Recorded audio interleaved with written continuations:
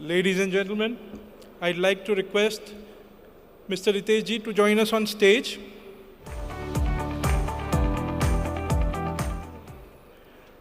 I have immense pleasure in introducing Mr. Ritesh Maheshwari. He is the Executive Director of International Trade at Shabro Metallics Private Limited, focusing on ferrous, stainless steel, nickel alloys, alloy steel, aluminium, and non-ferrous scrap. With over a decade of experience in the metal, scrap, and iron and steel industry, he is passionate about fostering growth and creating long-term value for business partners. A graduate of Lal Bahadur Shastri Institute of Management, Ritesh is well-traveled and committed to continuous learning and innovation in steel. Ladies and gentlemen, I give you Ritesh ji. Please come. Good afternoon, ladies and gentlemen. Welcome to the first commodity-specific session, which is just after the inaugural session. I request all of you to please take your seats. We have a very, very interesting lineup of panelists and speakers over here. I would now like to start calling all of my panelists one by one. And as they say, ladies first. First of all, I'd like to call on stage Ms. Chalakonda Vidisha, Member Secretary, MTD5, Bureau of Indian Standards. Ma'am, please come on stage. Next, I'd like to call my dear friend and an amazing person, Mr. Hughes Van Cleef, Commercial Director, Oryx Stainless Group, Netherlands. Mr. Hughes, please come. Next, I'd like to call on stage Mr. Ved Prakash Lata, Senior Board Member and Director, Gemcomp Recyclings and Gemini Corporation.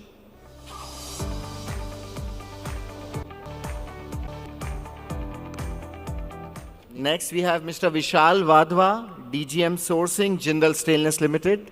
Vishal ji, please.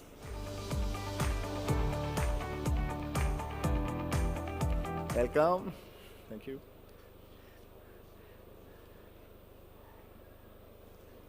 Welcome, sir.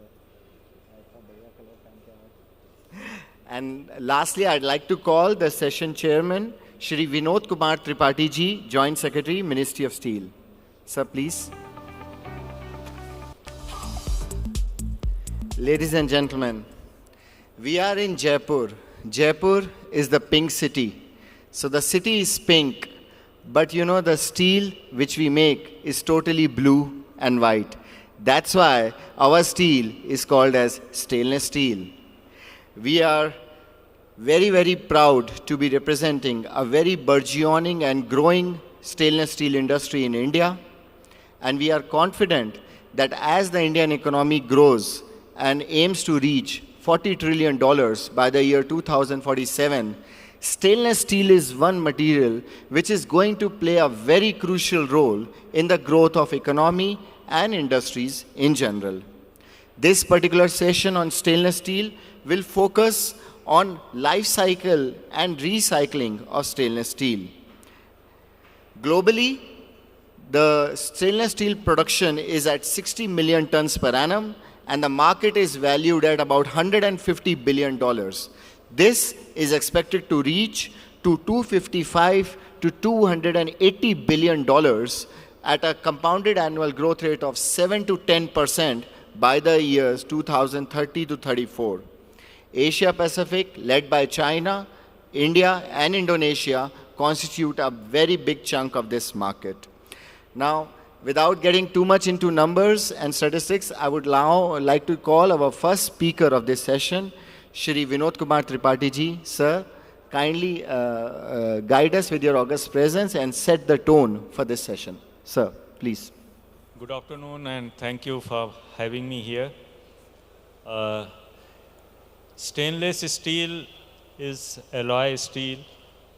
A lot have been said about the recycling and it becomes more important in case of stainless steel, particularly when alloying material, that is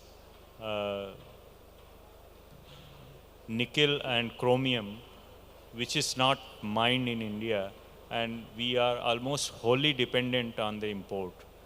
So stainless steel will become slowly more important as we go for its structural use. At present, it is costlier, so we are not able to take the structural advantage of it. And in coastal area where corrosion is a big problem for the ordinary steel, there this stainless steel can become a game changer for structural constructions. Recently, around a year back, there was an accident in Mumbai, and that was collapse of overbridge, and that was totally because of the salinity in the air in the coastal area that accelerated the corrosion part, and before the end of life, that bridge collapsed. So that corrosion can be eliminated by the stainless steel. Once the nation prospers, we will move on the stainless steel for the structural use also as well. And in some coastal area, some of the government agencies have already mandated its use. And as far as its growth is concerned, our moderator told around 7 to 10%, but I doubt, because ordinary steel itself is growing in India at 12 to 13%. So stainless steel, I think the other experts are here. They can tell the number, what is the figure, but I'm sure it is much more than what ordinary steel is growing, more than maybe in range of 20% or 30%. So with the recycling part, the steel availability is in India is abundant, and with recycling the nickel and chromium we can compensate. So how much steel is being produced, the experts can tell here by recycling. I hope the figure must be around 50% or more than 50%, because the ordinary steel around 30% scrap is being used through recycling, and stainless steel the numbers should be more. So the topic is very apt for recycling of the stainless steel, and from the context of India, it is again very apt, and it is going to grow, and for economical viability as well as decarbonization, because as I said that we have to meet our net zero target by 2070. I would now like to call on podium Shri Ved Prakash Lataji, Senior Board Member and Director, Gemcorp Recycling and Gemini Corporation. Sir is a global leader in recycling with over 20 years, or I think more than 25 years, I think, of experience in international trade, logistics, supply chain. He is a champion of circular economy and advocates recycling wherever he goes. And he has spoken at various forums, including World Economic Forum at Davos and international conferences. Ved Prakash ji, sir, can we have your presentation? Thank you.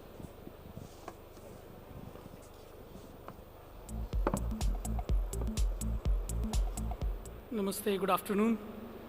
Can I have my slides, please?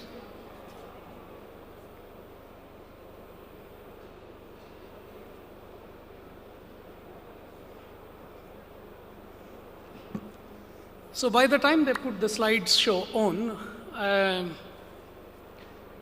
let's just set the stage. When I was asked to give a presentation about stainless steel, I was wondering, what is it that I should speak about? Should I speak about statistics? Should I speak about challenges?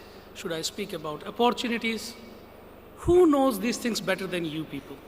Who can teach Gopalji, for example, about stainless steel? So what should I talk about?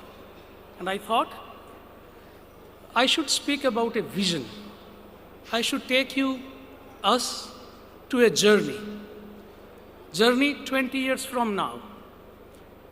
A journey how the world would look like 20 years from now, how India would look like 20 years from now.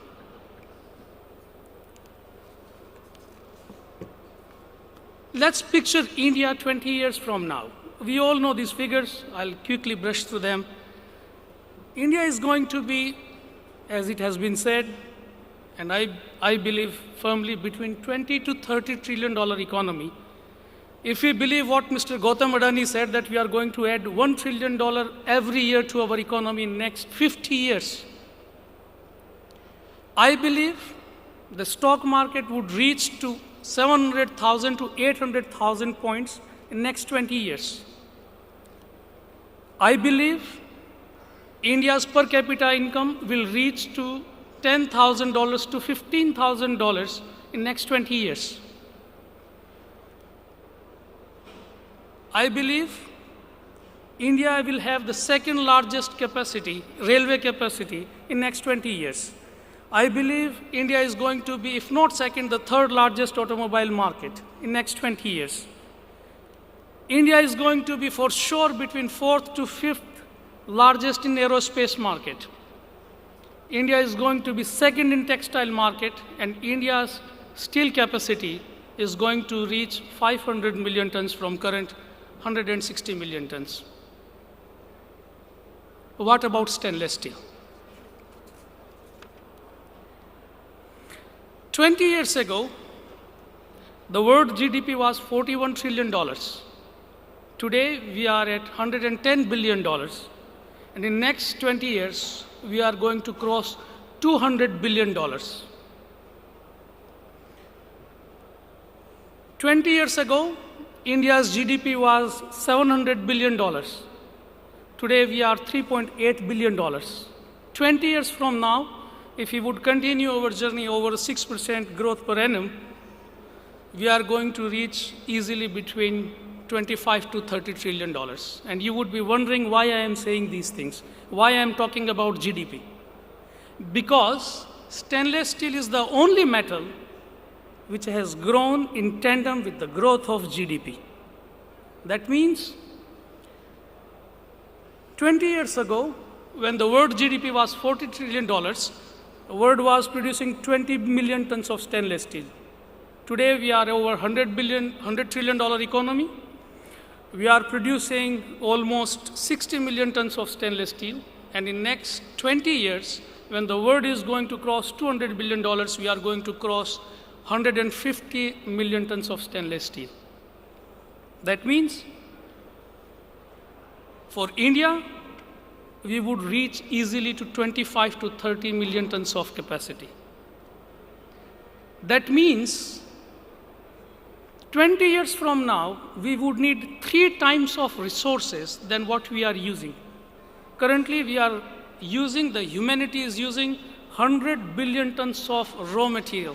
100 billion tons per year is the consumption of humanity, and in 20 years from now, we would need 300 billion tons of raw material.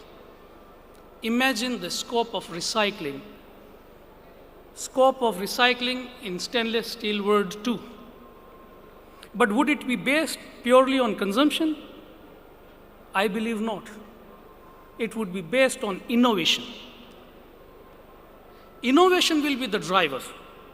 The world is changing so fast.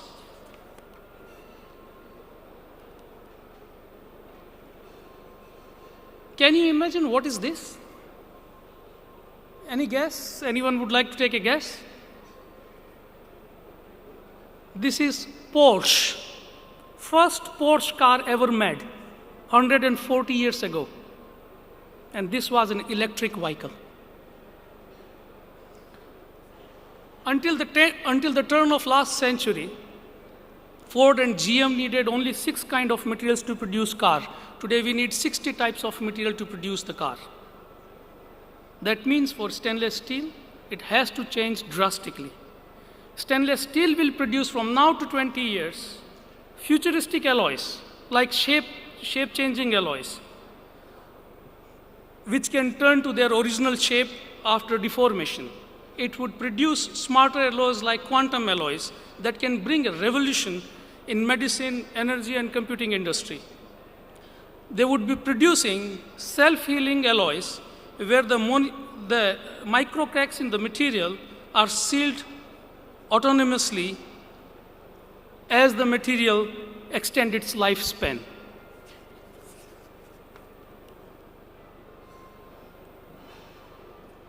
AI will change the landscape of stainless industry. I don't have to talk much about that. But what I'm fascinated, in 20 years from now, stainless steel will be printed rather than being produced in the factories. 3D printing has already become 80,000 crore rupees market, $8 billion market, and in 20 years from now, it would reach to $100 billion market. Stainless steel will be printed, or also will be printed. The 3D printing market is growing at the rate of whooping 25% per annum, as per the report of McKinsey. 20 years from now, the new markets will emerge, new application will emerge for stainless steel. Stainless steel will be used in aerospace. For example, it might replace the ceramic tiles, advanced ceramic tiles. It means a new generation of stainless steel will be formed, and therefore a new generation of recycle will be needed, because the world is very disruptive. We are living in a world of disruption. The new world order is not going to be a complementary world. It's going to be a predator. Look at the mobility industry. What has happened? The new definitions are being created. Elon Musk is saying that we are not producing car, we are producing technologies. Starbucks is saying that we are not selling coffee, we are the largest real estate on the face of earth. Nobody knew 20 years ago what cryptocurrency means. Today, cryptocurrency market has reached to $3 trillion. And 20 years from now, crypto market would reach to $250 billion, 8 times to the size of Indian economy. This pattern of disruption also indicates that in next 20 years, the landscape for stainless steel market will change drastically. 20 years from now, next generation material like graphene, like carbon, it might replace some part of stainless steel. 3D printing, as I said, nanotechnology, it will change the market completely. Nanotechnology will make the cheaper material like steel and aluminum to perform like stainless steel.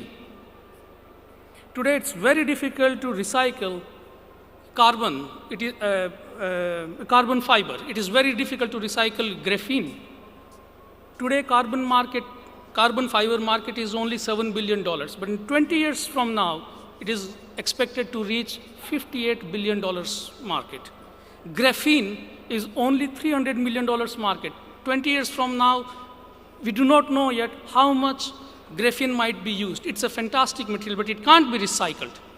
But 20 years from now, we will have new generation recycling technology. India is going to be a major producer and consumer of stainless steel. It means the demand for raw material will be enormous. India's recycling industry and circular economy will play a pivotal role in ensuring the sustainable growth of stainless steel. Because 20 years from now, India will have its own CBAM. India will have its own Paris Accord. India will have its own climate change, climate target, because it will need to produce not only sustainable steel, it will need to produce greener steel, it will need to produce social steel. And why so? Because India will have 20 years from now its own Greta Thunbergs, and not just one, many. The coming generation will force the stakeholders to take the shared responsibility. When my son, at the age of 16 years old, refused to take any bottled water, I asked him why, that I cannot help to recycle this plastic bottle, but I can help not to add extra. These are going to be our future consumers. These are going to be our future investors. They would stop investing into the companies who are not sustainable, but they would be investing into the companies who are more recycling and circular. The recycling industry 20 years from now will reach to $100 billion. And my friend, this will accelerate the circular economy. at the rate we have never imagined. And for all that to happen, all the stakeholders have to sit together. 20 years from now, industry will adapt cleaner technology. It has to commit to the carbon neutrality. Government from 20 years from now, the government will make eco-friendly commercial policies where the recycling industry is promoted as the front runner. They will have to incentivize scrap industry for a sustainable collection.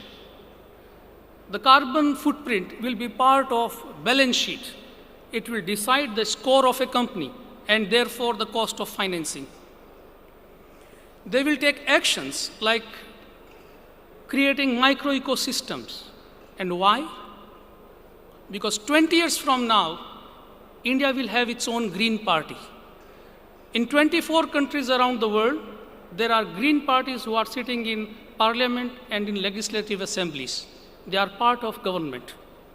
Because 20 years from now, India will be a different place. Customer will have their choice. The sustainability of a product where the quotient of recycling is mentioned will dictate how much a customer would like to buy or if they would like to buy your material or not at all. Therefore, if India does not go off the track, it presents an opportunity of $625 billion circular economy as per Ellen MacArthur's Foundation. Ladies and gentlemen, I totally agree what Mr. Gautam Adani said. This is the best time to be an Indian. Thank you very much. Thank you so much, Ved Prakashji. Amazing presentation, and what really opened my eye was stainless steel is going to get printed in future. Wow, that's a very, very thought-provoking idea. Now I would like to call on stage Mr. Hughes Van Cleef, Commercial Director, Oryx Stainless Group.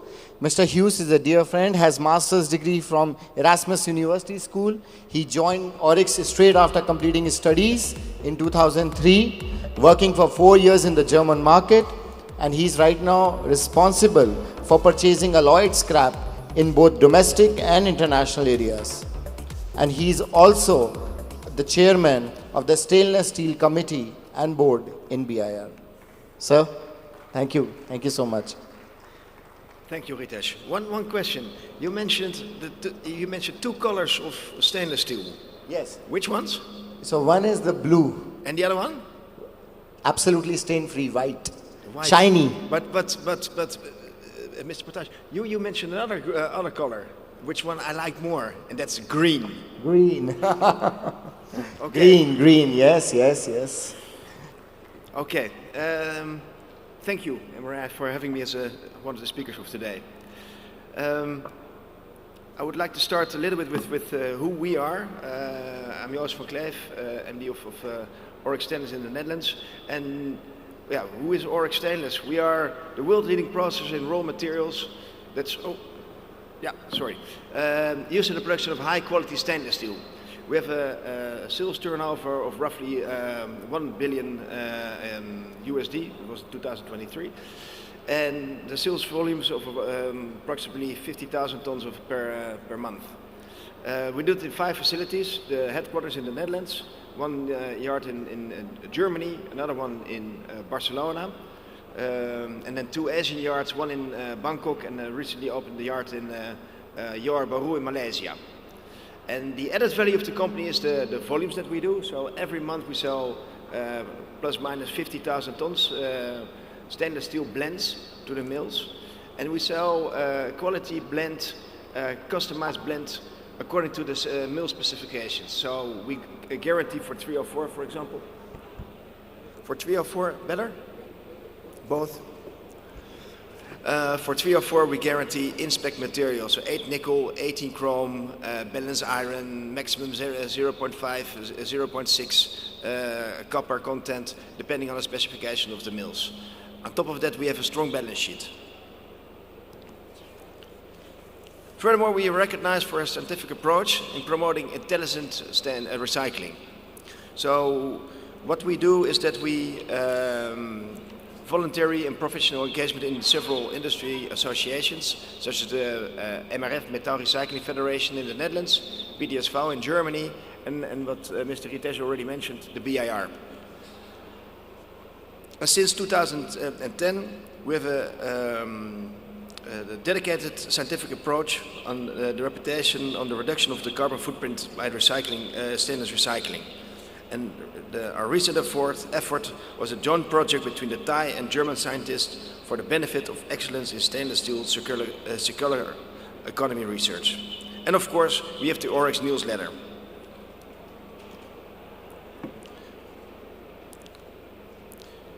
We follow a dedicated sustainability compass. And if you look at the three pillars, our business integrity, so we have a sustainable supply chain, and we have a high value of compliance. We take very good care of the well-being of our employees. So we introduce Western standards for the Thai and Malaysian yard workers, giving them every day a warm meal. And of course, we take good value of circularity. So that's what how do you say that? Providing a safe, promoting resource conservation and responsible business practices.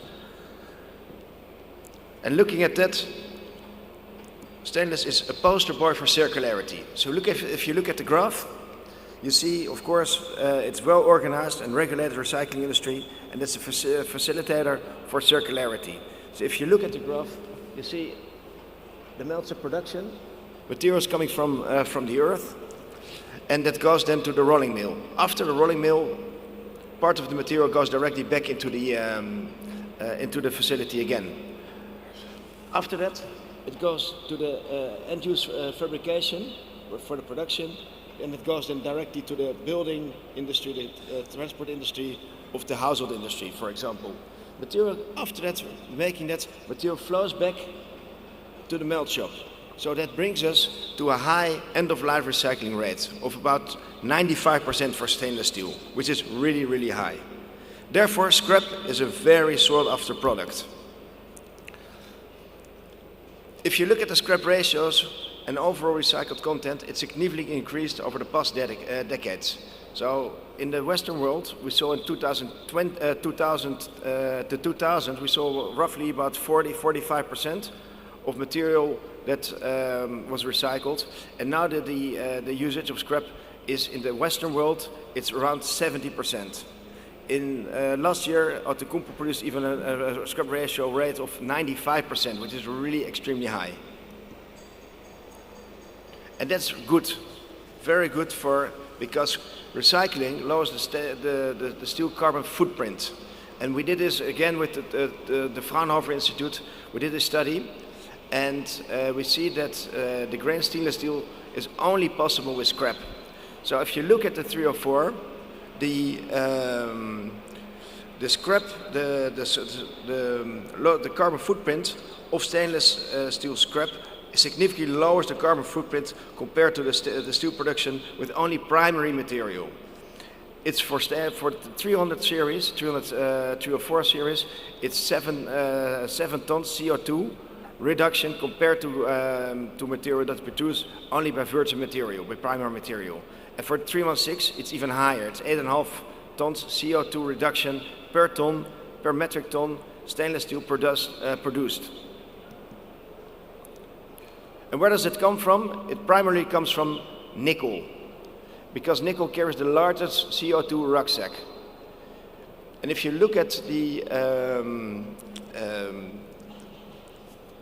energy carbon incentives, the MPI production, it results to a high stainless steel CO2 footprint. And nowadays we see that the production of stainless steel is mostly produced in the Far East, so China and Indonesia. And unfortunately these countries produce with nickel pig iron, which has a lot of carbon footprint, CO2 footprint in it. On top of that, the mining in Indonesia is resource intensive. So the dependency on Indonesia and extensive mining brings forth additional environmental challenges. So what we see material being digged from the ground, and by doing that, it's also intrusion into the delicate rainforests. So on top of that, so which is not good. So the current state for the stainless steel market in Europe, we see the green stainless steel that will be the only participant in the European stainless steel market. So it started with the transition period in 2023, and it will be in place in next year. So CBAM will initially apply directly as Scope 1 greenhouse gases emission, and indirect emissions will be automatically be included in the CBAM scope at the end of the transition period. And even more complex regularity environment will be in place. Over the past years, the European Commission has passed either new or updated key directives, says it's regulation to ensure that the European Union does not export its waste challenges to third countries. And it will prevent illegal shipments.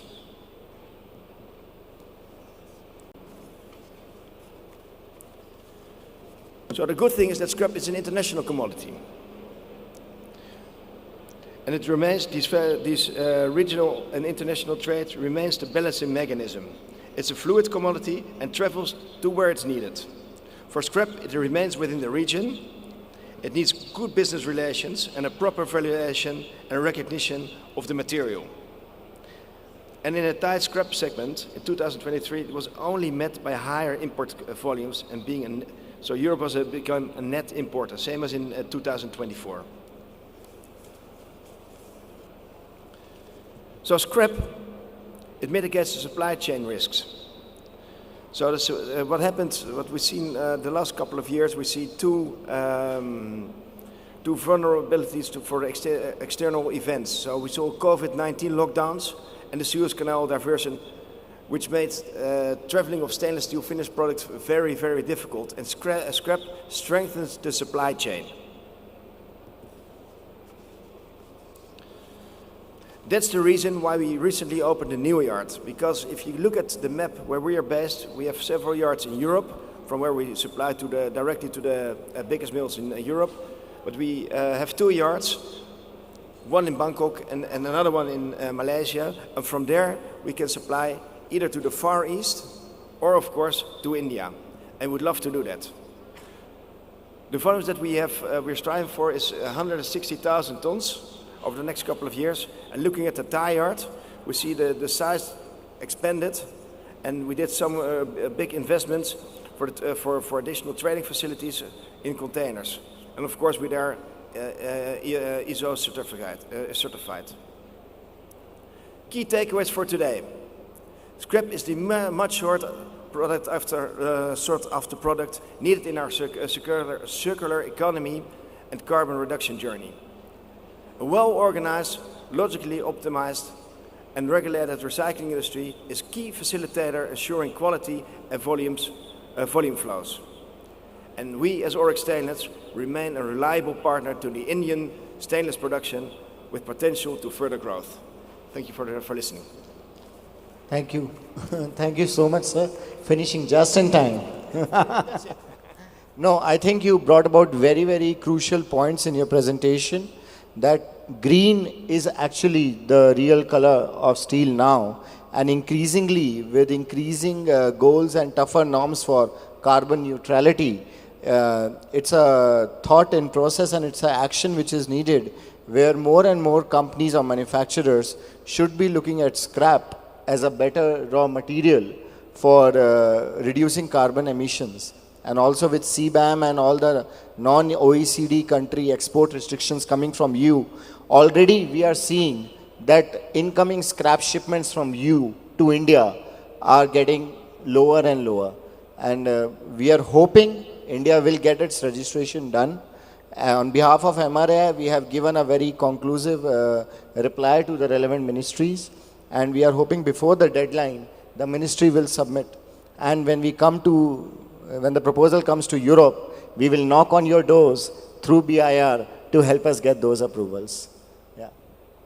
Can you open the mic, Sufyan, please. That mic. No, he can't. Sir? Yeah. Hello? Yeah. Yes, we can only hope that. So we're waiting for you. Yeah, please. Thank you. Okay, so I would now like to call our new speaker, Ms. Chalakonda Vidisha ji, Member Secretary, MTD5, Bureau of Indian Standards. She has completed B.Tech in Metallurgical Engineering from NIT Warangal in 2018 and worked as a corrosion and inspection engineer at Reliance Industries until 2020. Very interesting. She joined BIS as Scientist Assistant Director and served as certification officer until 2024. And right now, she is member secretary for 3 sectional committees in metallurgical department. Ma'am, thank you. Thank you, Riteshi. Thank you. Good afternoon, everyone. I'm here to give you an update on the latest developments in standardization in the field of ferroalloys.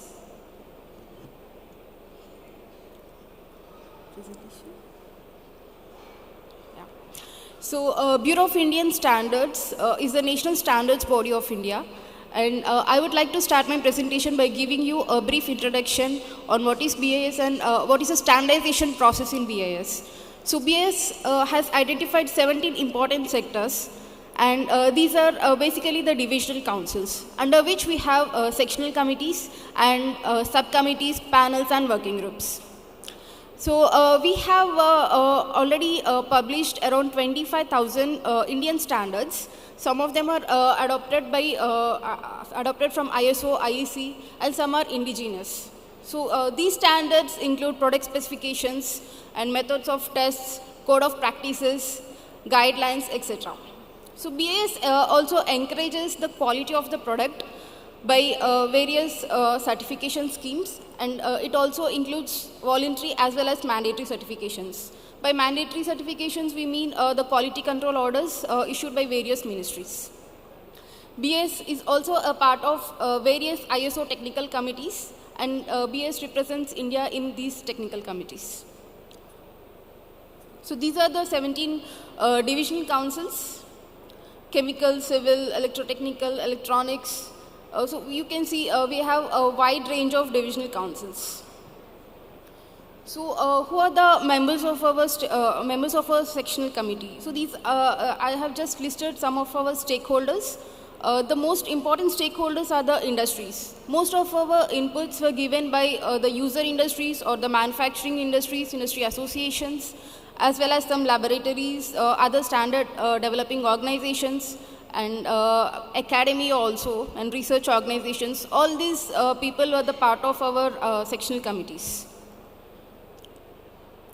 So this is the process, standard development process. This is similar to the international practices also. So we whenever we have a new work item, it will be drafted, a working draft will be prepared, which will be circulated to the committee members, and based on the inputs of the committee members, again will modify the draft, and once it is approved in the committee, we circulate it to the wide range of people, so that is known as wide circulation draft, and again we'll take the comments from the people, and again we'll discuss it and we'll refine it further. And the final draft which is prepared by this committee will be accepted, and it will be adopted and will be published. So this is the process of the flow of standard development. So coming to the Divisional Council of Metallurgical Department, we have 21 technical committees. And you can see the aspect-wise distribution.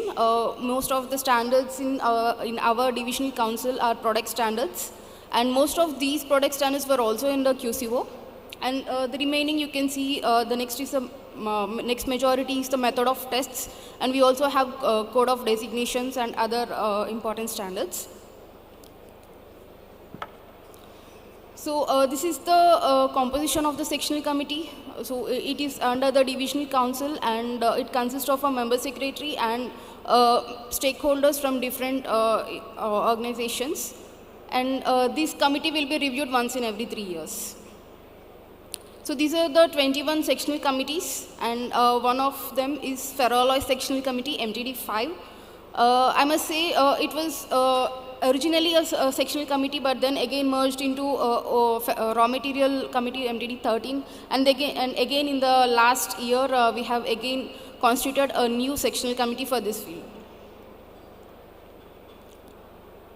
So this is the aspect ratio of ferroalloys. It includes the general ferroalloys like ferronickel, ferrosilicon, ferrotitanium, ferromolybdenum, ferrovanadium. Along with these, it also includes metallic additions also like manganese metal, silicon metal, and some other raw materials also. So all the raw materials which are used in steel industry are covered under ferroalloys. And you can see there are 28 product standards. So most of them are product standards, and we have some 2 code of practices and the sampling standards.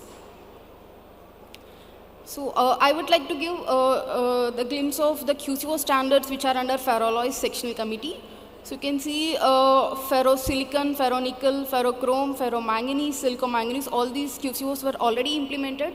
And 2 more standards, that is ferrovanadium and ferromolybdenum, are going to be implemented from March 1st, 2025. So we are currently focusing on updating these standards. You can see ferrosilicon, it is already a latest standard only. It was published in 2023. So we have taken inputs from various international standards also. And we have tried to incorporate as many grades as possible, so that it will not be a problem to the people who are importing raw materials from other countries. So this is the basic structure of ferroalloys. It will be first there will be a definition, then we'll have a chemical composition table and CV analysis. So this is the general structure of all the ferroalloys. So what we are updating in this standard is that we are trying to add some inoculant grades. So you might be knowing there are various inoculant elements such as barium, calcium, magnesium, aluminum, which are used for specific purposes. So, I think there is no international standard which covers these inoculant grades, because it is based on the specific application. It is not generally used, but due to QCO, people are facing issues to import these inoculant grades. That's why we have received this proposal. And there are mixed reactions to this proposal. Some people doesn't want to add these grades in the standard, because they think these are impurities, and they absolutely doesn't want this to be included in the standard. On the other hand, there are people who wants to add this. So currently this proposal is under consideration. Next is ferronickel. So we have a proposal to add a less than 15% nickel grade also in the ferronickel. Currently it is covered from 15%, and we have a representation to cover less than 15% also. So some people might pose questions like, why are we degrading the standard, why are we lowering? But we are in the era of recycling and sustainability. So when ferronickel with less than 15% nickel, when used with SS scrap, it gives a better results. It is economical and it is good to use. It is because SS already contains certain amount of nickel, and we are only adding to meet with the requirements. So we are considering this also. It might come as an amendment. Along with this, we are currently revising ferrochrome, ferromanganese and silicomanganese. We are not changing it drastically, only few minor changes are being done. Coming to the ferrochromium, we are aligning it with ISO standard. Most of the grades will be similar to ISO, except few changes in the nitrogen content. So we are aligning it with the current industrial practices. Next is ferromanganese. Similarly, most of the grades are same. Only thing, as per the latest practices, we have removed few lower grades, and we have added some new grades which are high in manganese. Coming to silicomanganese, we have actually simplified the existing standard, and most of the impurities levels and everything is almost same. And in all these standards, we have updated the testing methods also, and how to do CV analysis, test methods for CV analysis, all those things were also updated. Next is ferrovanadium, so which is going to be implemented from March 1st. So here also we are going for revision, and the only major thing is we are adding the contradictory analysis also. And ferromoly, similar to ferrovanadium, we are revising this standard also. So these are some of the important standards, product standards in ferroalloys. Ferrosilico, magnesium, ferrosilico zirconium, metallic silicon, these are some of the important product standards. And these are standards which are under development other than QCO standards. So finally, this is the BIS Care app. So it consists of many things which you can use for verifying the license numbers, whether it is foreign or local domestic. You can verify HYD, and there are many more options in this app. So you are requested to use this app.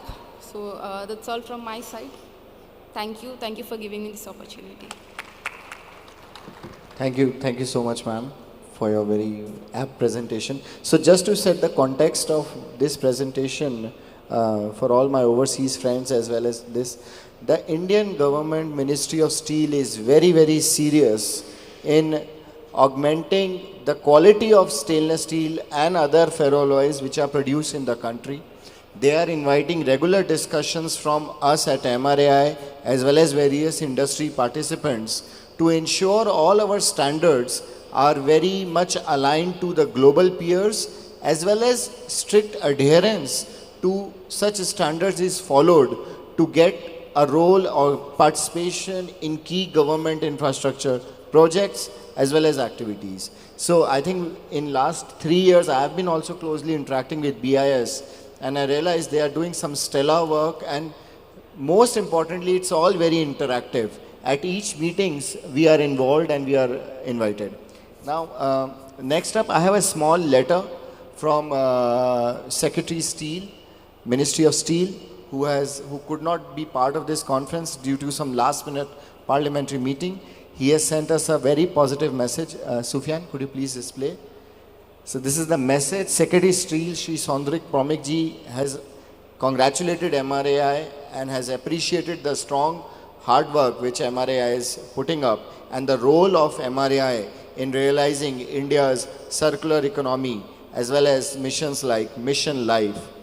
And he says that in order to meet our economic goals, we must align this growth with our commitments to environment sustainability. Scrap recycling is crucial in reducing the carbon footprints, enhancing resource efficiency, and decreasing reliance on primary raw materials. Recycling can also cut greenhouse emissions by 75%. Ministry of Steel is driving this green transition through initiatives like Greening the Steel Sector Roadmap and recently launched Green Taxonomy for India's steel sector, which will define the green steel standards, and collaborating with various stakeholders like MRAI, they will aim to promote the use of scrap and advanced technologies. So last night I was discussing with you, Mr. Hughes, that how very soon even Indian mills will be forced or will be compelled to have that green component in their steel manufacturing. Okay? Mr. Vishal from JSL is not interested. He is interested in NPI right now, right? Just kidding. He's a very dear friend. Also, ladies and gentlemen, I would like to take 30 seconds of your time to showcase this very interesting Voice of Metal Recycling magazine, which we have from MRAI. Each month, we are circulating 15,000 copies of this magazine in soft and hard copy. This has some very interesting articles on the recent developments, some very key interviews of various people and stakeholders from the industry. So I request everyone present here, you should have a subscription of this magazine, as it will give you very timely, accurate and real happenings in the Indian steel and recycling industry. Our last presenter for the day, my dear friend, Mr. Vishal Vadwa. He's DGM Sourcing from Jindal Stainless Limited. Mr. Vishal is a mechanical engineer and MBA in supply chain management, but his degrees are apart. He's a very good technical sound person in stainless steel, and even better, a commercial negotiator. Mr. Vishal. Thank you, Riteshji. Good afternoon, everyone. It is my pleasure to be here and present my views on stainless steel scenario in global as well as Indian context in front of the recycling industry stalwarts present here. So let me begin with the topics that I would be covering today. First, I would give a brief introduction of the recent developments at Jindal Stainless. Then we'll move on to the stainless steel growth trajectory, expected scrap requirement and other major raw material requirement which we feel would be coming up, and then finally moving on to the growth drivers for stainless steel in India. Now, taking up the first point, JSL has executed a three-pronged strategy to achieve its goal of 4.2 million tons of stainless steel production. This includes acquisitions, joint ventures, along with greenfield explorations and debottlenecking of the existing infrastructure. The noteworthy steps which we have taken are as follows. First being the acquisition of Chromeni rolling mill, which has a capacity of 0.6 million tons per annum. Then joint venture in Indonesia for 1.2 million tons per annum of stainless steel melt shop.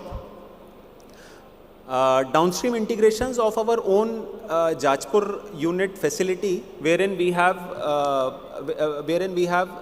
debottlenecked the cold rolling facility, upgradation of the infrastructure facilities, and in order to support the ESG goals which we have set for our company.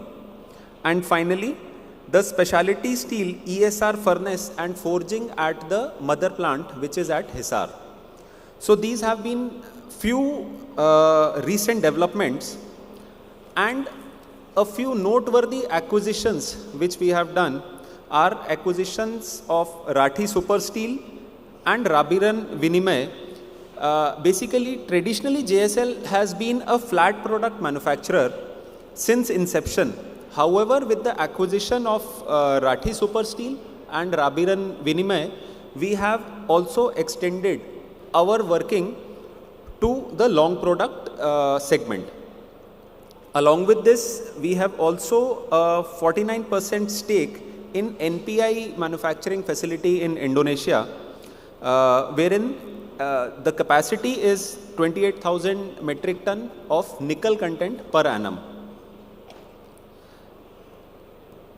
Now, as Ved Prakash ji has already given a very, you can say, a very detailed growth and detailed diversification plan for stainless steel, I would just summarize that. So, effectively, these are few numbers. Now, the takeaway in these numbers is that in the year 2021-22, the global stainless steel melt shop production was 58 million tons. It went down to 55 million tons in 22-23, obviously due to the impact of Corona. Then in 23-24, it rebounded back to 58 million tons, and current till first half of 24-25, it has already crossed 30 million tons. So we expect that along with the second half of 24-25, it should be somewhere around 60 to 60.5 million tons by closing of year 24-25. So effectively, the dip which came in Corona has been made up, and now it is again moving on in a strong way ahead. Now, where would the growth in stainless steel come from? We already know the traditional sectors, which are architecture, building, construction, automobile, railway, process engineering, etc., etc. Now, along with this, there are a few new sectors which are coming up, which are particularly green energy, defense, aerospace, agriculture equipment, medical equipment, and also the overall infrastructural use of stainless steel. There are a few futuristic applications as well. A big one in it is the blue economy. Government of India is improving the port infrastructure and has already declared a Sagar Mala project, wherein the government is improving all the ports, all the port infrastructure across the Indian coastline. Now, as we all know, coastal areas are the apt application for stainless steel. Along with this, there is also a Bharat Mala project, wherein Government of India aims to interconnect 550 district headquarters from the current 300 through minimum 4-lane highways. And the building of these 4-lane highways also gives us a chance for good consumption of stainless steel.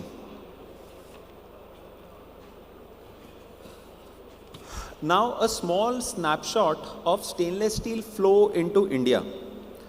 USA still remains the leading exporter to India, but at the same time, Southeast Asia is growing rapidly and increasing its share for the stainless steel scrap business in India. As already explained by my friend from Oryx, that yes, due to the trade challenges and longer lead times, few restrictions being put up by Europe, the European material has reduced significantly in last few years, I must say. But yes, that reduction has been made good by Southeast Asia. Again, coming on to the next topic, with the growth and with the new facilities which JSL has put up, where does our raw material requirement stands? So I'll just give a brief snapshot of that.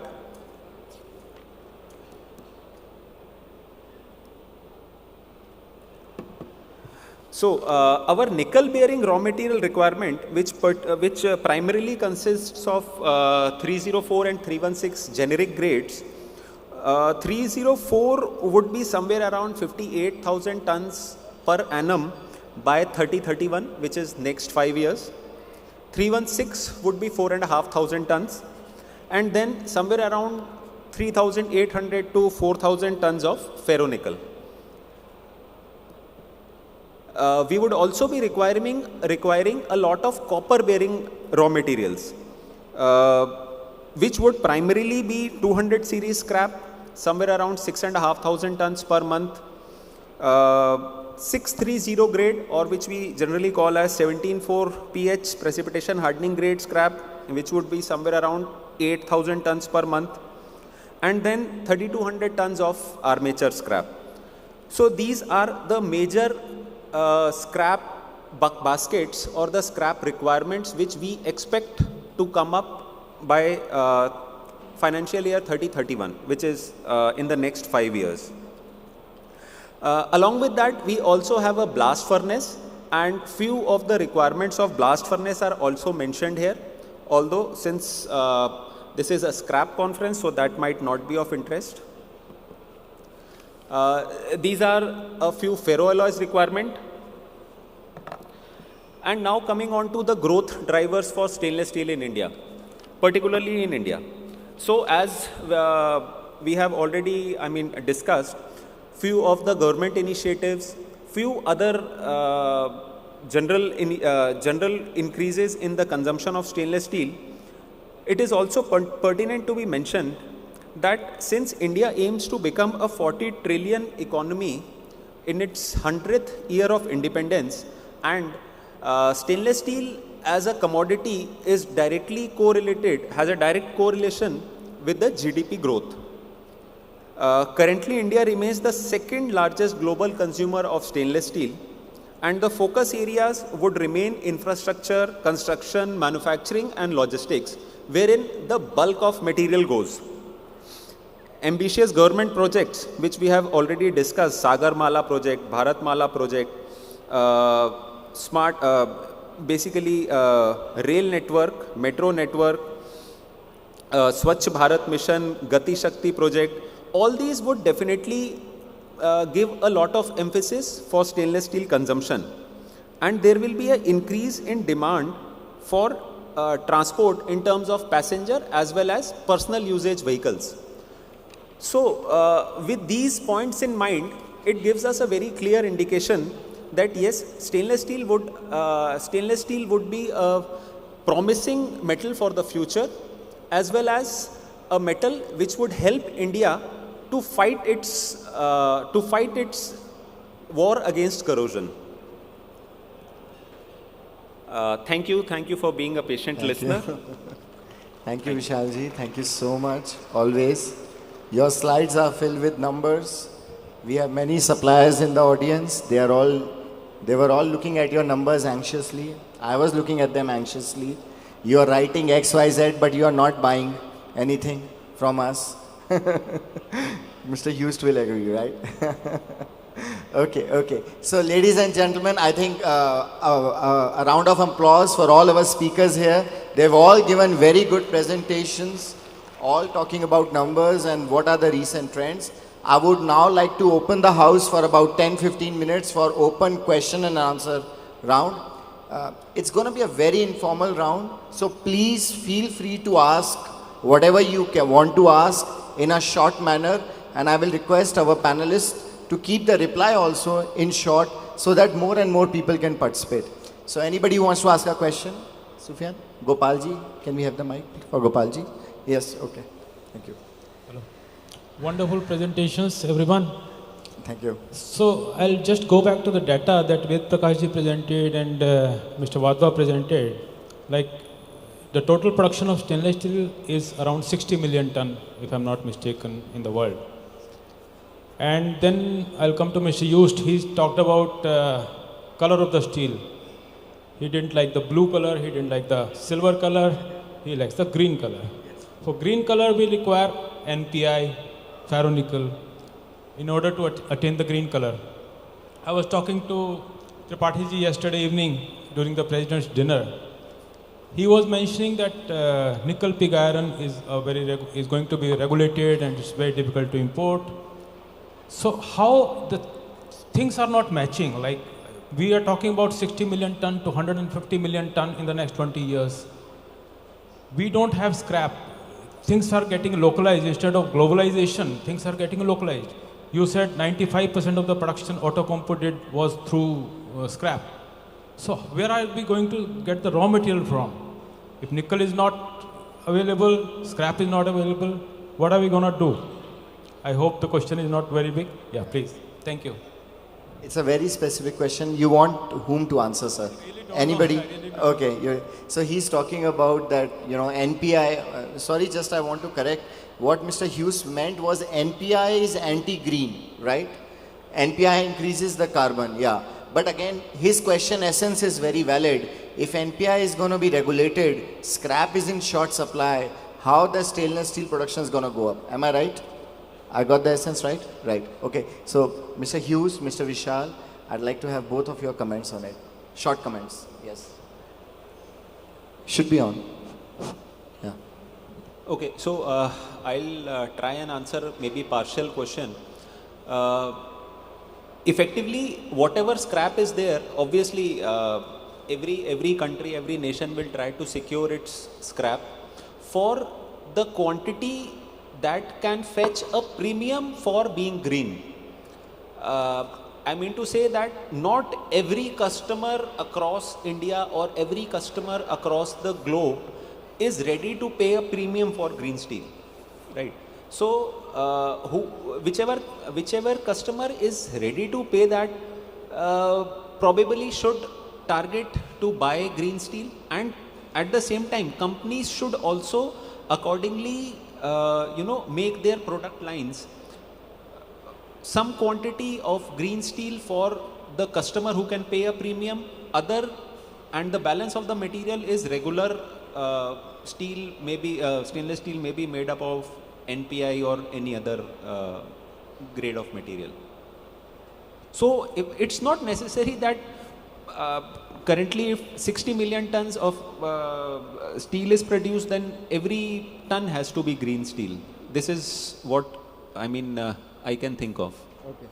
Mr. Hughes? So, yeah. So now I'm completely agree. So it's not possible to produce only green steel, but we strive for the best possible way to make it as green as possible. So in Europe, we have the highest scrap ratios compared to other parts of the world, and we try to achieve, well, in Europe, the highest possible ratios. So you got the clarity. Okay. Next question. I have my friend, Mr. Uday. Yeah, you have the mic. Yeah. Hello. Yes. Good afternoon, everybody. First of all, congratulations for a wonderful session and to educate us regarding the future of stainless steel. I was going to ask about Udayji, one second. Gopalji has already talked about it. Udayji, 1 second. First, introduce yourself and what you do. Okay, yes. I am Uday Agarwal. I am coming from Bhavnagar, Gujarat. We are into processing and supply of stainless steel scrap to various mills across India. So my question is that we hear a lot of noise about anti-dumping duties on finished products of stainless steel to make the Indian stainless steel industry competitive.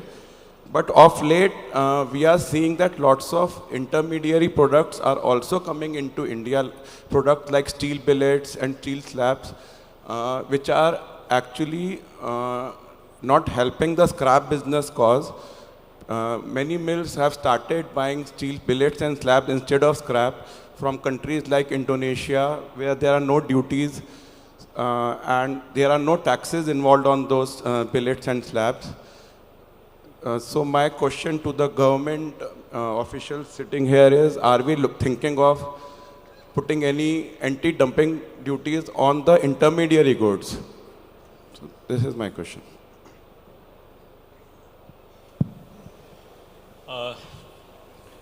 Anti-dumping duty comes in place when unethical dumping is being done, and that is true that the DGTR is investigating this thing, that whether dumping is being done or not.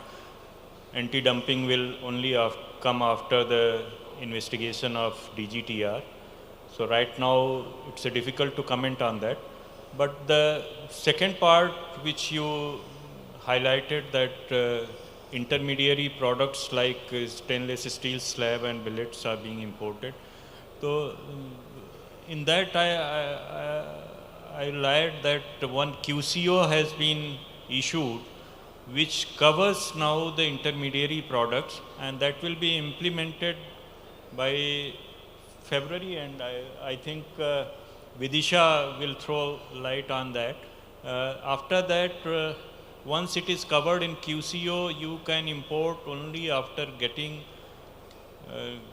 NOC from the Ministry of Steel, and Ministry of Steel is very strict in giving the NOC for the product where QCO has been issued.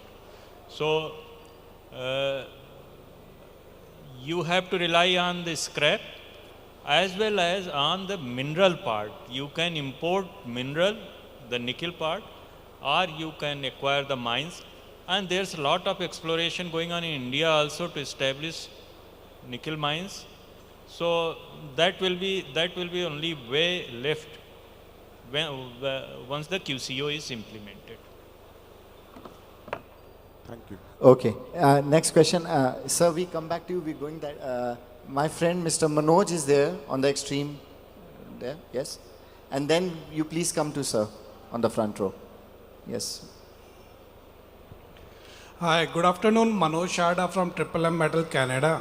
So my question is Mr. Vishal as well as Mr. Hughes, that everyone is talking about green aluminum, whereas we are not able to see the rise in intrinsic value of the scrap which you have been buying, whereas the same thing is happening in aluminum scrap, when the intrinsic values have risen from somewhere close to 80% to now up to close to 90-95%, whereas on stainless part we are seeing the intrinsic value falling. Means couple of years back we were getting close to 80% and we had gone up to like 60%. So do you see a long journey for green aluminum still? And the second question is that how do you see the Trump threat for moving US out of Davos agreement? So do you see the European part as well as the Southeast Asian part playing a crucial role for green aluminum, this one stainless? Thank you.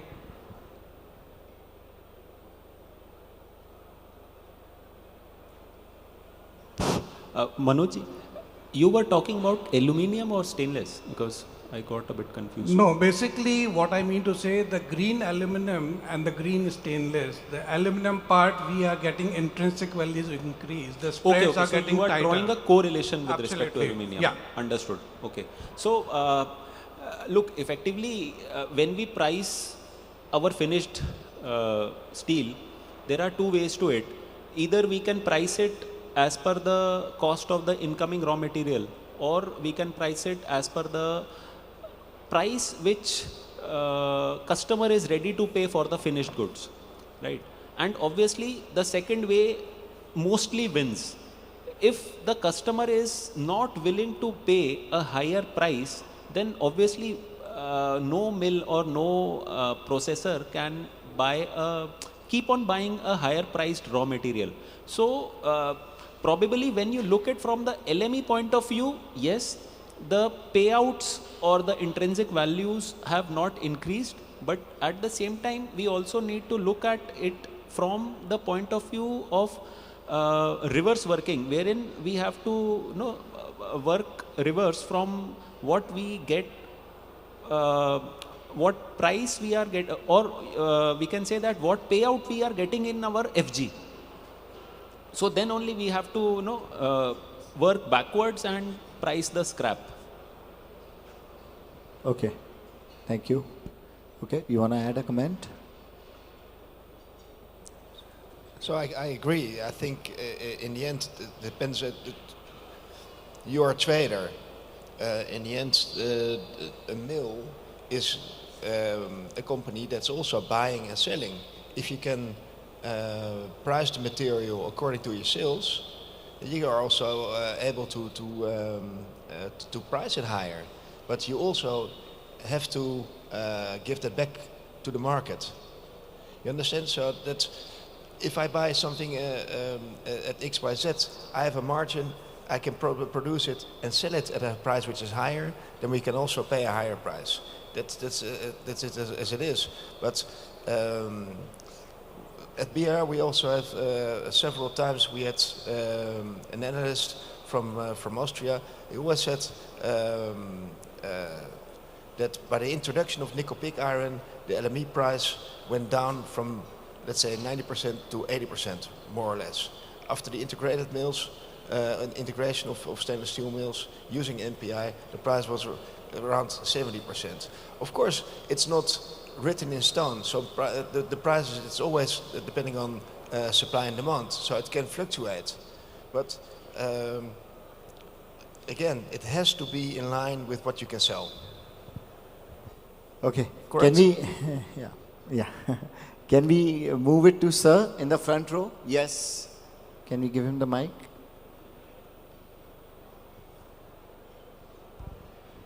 Yes, thank you very much for all the presentations and this. I'm first time in this event. My name is Heikki Ranta. I'm from South Korea. 36 years over there. Last 24 years working with recycling, producing grapple cranes for the recycling industry. We have thousands of recyclers which are basically small collecting stainless steel among other metals and materials. And now I represent the Indo-Korea Business Center here in Delhi. But my question actually related to the China is the biggest producer according to your Jindal presentation. And I really like to balance and support India because I feel China is kind of a big dragon around there, and I want to have a balance to it. So is there a way, how can I help you to increase India, a bigger player as a stainless steel producer than China, who have 60%? And actually, I have several, as I have been supplying grapple cranes to Korea, I know about 100 of stainless steel collectors also at the moment. There would be scrap available from Korea, so if somebody interested, I can introduce them. But actually, when I saw the presentation, I was really surprised. Why is China so big, and what can we do to make India much bigger? That's a very interesting take. No, as you see, everybody has an individual take. How I look at it, India is growing. We want to be the best, but if China is doing better, we are okay with it as long as our industry is not suffering. Okay, so China has, of course, the largest stainless steel producing country. In India also, the mills are really coming up, and in a more organic manner, in a more realistic manner, in a more demand-driven manner. So you see, sir, 2 days in this conference, you're going to meet many mills. So we have JSL here, we have Lexcon here. Tomorrow again, we're going to have some mills. You will find that most of the mills are, none of them is projecting that they will go at an astronomical pace. They will grow as per the demand, organically, keeping in mind domestic market requirements as well as their export orders. So, of course, Indian producers are present in all the global trade shows, and our products are being exported to the European markets. Am I right, Mr. Hughes, Mr. Vishal? And so, participation in events like this is really helping us. MRAI will organize its next international conference probably in Malaysia. Please come and visit us and get us some of your scrap recyclers from Korea also over there. Let us interact with them more, and I will get a lot of mills from here, and let's see how we can collaborate more to grow. Right, Vishalji? Yes, sir, you want to say something? Please. Please, sir. China, if you compare India and China, China has now stagnated and India is growing. So there's opportunity in India. So, but the focus is to make India self-reliant. We know that South Korea has cutting-edge technology in stainless steel field, and they are making some specialty steel also. But importing from any country is a big no from India. We are main focus is to make India self-reliant. So the opportunity lies here that if you collaborate with some Indian partner and set up a cutting-edge technology production here, then you can get, basically that will be win-win situation, because you will get expert manpower that will be cheap, and you will get a ready-made market where that can be supplied, because the demand is more than what the capacity is presently.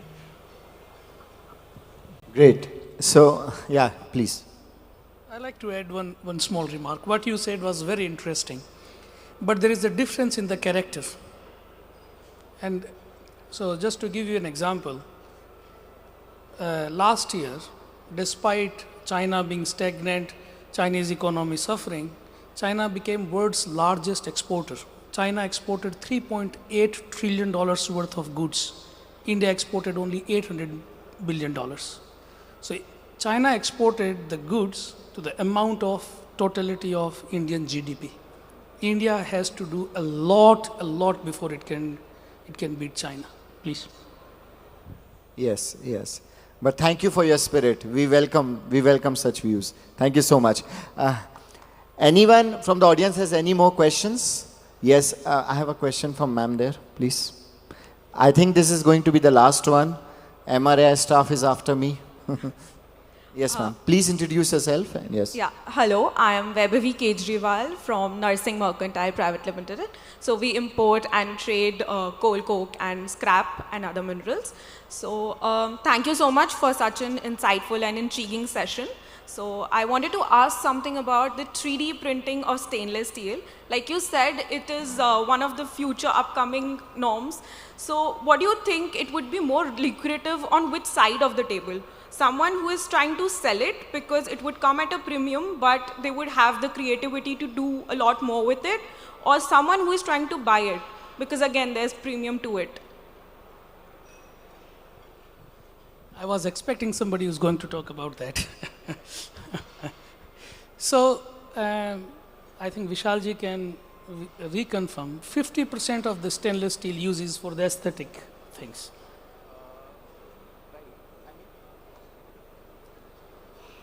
Percent is, yes, definitely. People prefer it using because it looks good, right? Right.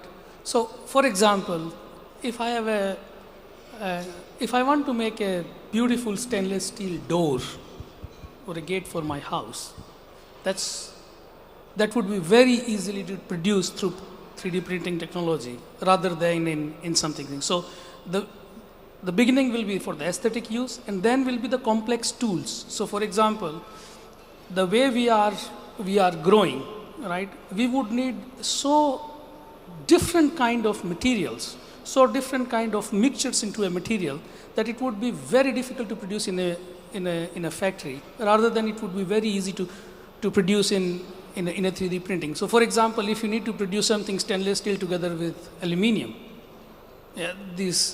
this chemistry does not work in a melt shop, but if you put two powders together, powder of 304 and powder of aluminium, it can forge something very interestingly.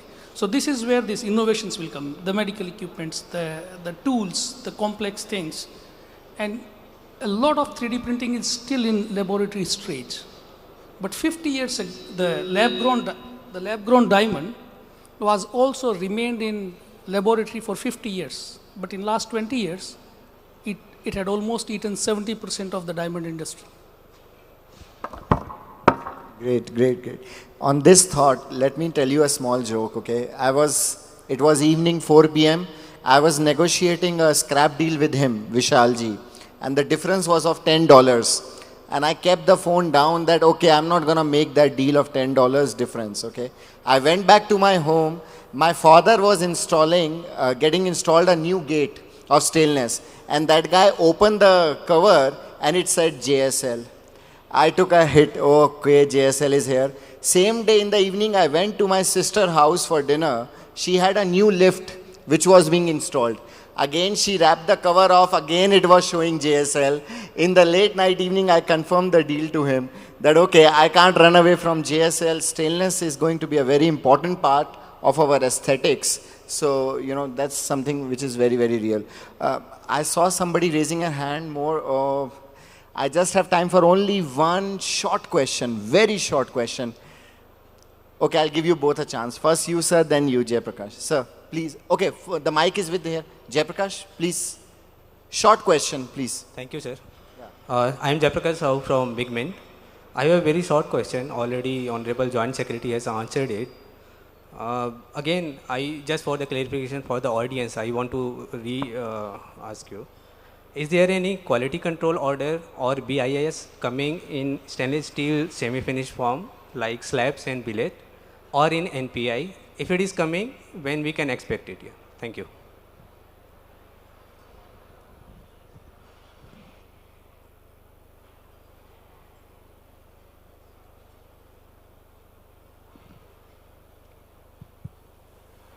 It is already under implementation. It will come very soon. BIS is already there. QCO has been issued and it will be implemented soon. Okay, great. For sir, excuse me, for sir. Really sorry. Is this will be the mandatory BIS or it will be optional? Yeah. That is what I said. Once QCO is issued, then for importing anything under QCO, you need NOC from Ministry of Steel. So, sir, please, excuse me, can you pass on the mic? Yes. Quick one, sir. Hi, my name is Akash Chauhan and I'm from Jai Bharat Impex, Mumbai. We are into processing and supply of stainless steel. My question to the panel are, India is the second largest producer of stainless steel globally. What best practices from other countries can India adopt to improve its recycling ecosystem and ensure circular economy principle to boost the economy? Thank you. I think it's a very general and open-ended question, if I'm not wrong. Anybody wants to take this? Yeah, sir, you want to take it? Okay. In fact, this is in continuation to what Ved Prakash ji told, that in next 20 years we'll have our CBAM and our lot of enforcing acts and notifications. I fully agree with him that the ecosystem will evolve in such a way that it will itself promote the circularity, because the circularity has got the great advantage that it produces less carbon dioxide. And the 20-year period is very long. In fact, it is coming within 10 years. And in very subtle way, the things are getting formulated, like green steel taxonomy has been formulated, where we define what will be the green steel. And we define a limit below which you produce carbon dioxide, that will be called green steel. Now the demand has to be created. So government is coming with a mandate where in all public procurements, there will be certain percentage which is to be procured as a green steel, that necessarily should be the green steel. And from there the circularity will come into the picture. Then there's a CCTS is also coming, that is like the CBAM. And CCTS will be enforced by 26 or 27. 27 it will come into the picture, where the emission, base emission will be fixed for every large manufacturer, every manufacturing unit. If you produce more than that baseline, you will be penalized, and if you produce less than that, then you'll get some incentive on that. You can basically trade that in the market like the CBAM. So the ecosystem, in a subtle way, it's evolving like that. The circularity will be important, and the people who are producing through scrap will certainly get advantage because they are emitting less carbon dioxide. Okay, thank you so much. So with this, we would like to call an end to this wonderful session. Thank you all the speakers. Thank you so much. Now, I would now like to call on stage Gopalji. Sir, please come and give the guest of honor trophies. Please, can we have the souvenirs, please, one by one? I would request, I'll call some people from audience also. Gopalji, please come. Sanjay ji will give special one. Yeah. Trophy to Shri Tripathi ji. Gopal ji, please. To Tripathi ji. Yes.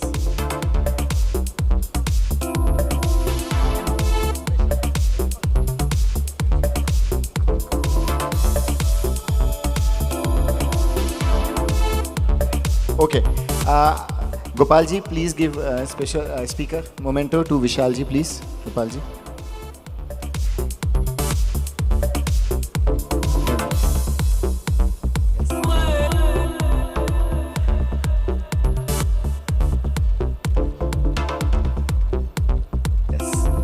I'd like to call my dear friend, Mr. Mahiya Patel from Tronimed, to please come and give. Please, Mahiya ji, please come. You have a very good friend and enemy in former Mr. Hust. You'll give to him. Tronimed and Oryx, brothers made forever. Please come. Please come.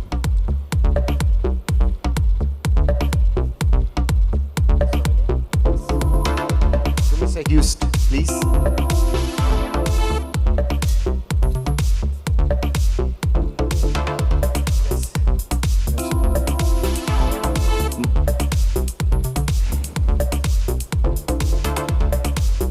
Mayar ji, I'll request you to give it to ma'am. Ma'am also, ma'am Vidisha ji also from BIS. Please.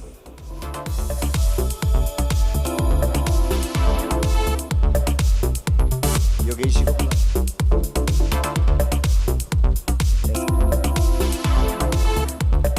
I'll request Yogesh ji, sir, please come and give a trophy to Shri Ved Prakash ji.